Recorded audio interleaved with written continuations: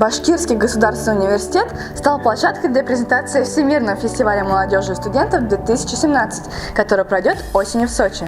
Студенты нашего вуза пришли узнать, что же нужно сделать, чтобы стать участником такого большого события.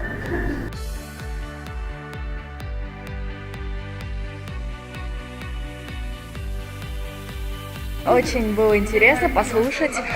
Пришел представитель из Министерства молодежной политики, рассказывал нам о фестивалях, которые пройдут в 2016 году, в том числе о фестивале в Сочи, который мы все ждем. Узнали много чего нового, ну и прикинули свои шансы попасть туда.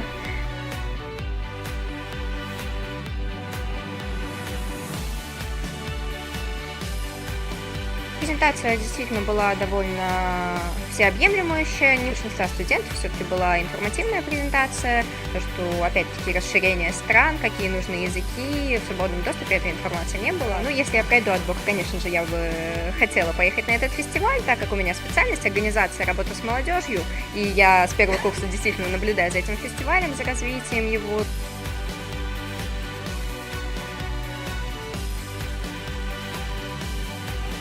Лекция была интересной, я вообще не знал про эти фестивали, про эти форумы, да, а теперь узнал.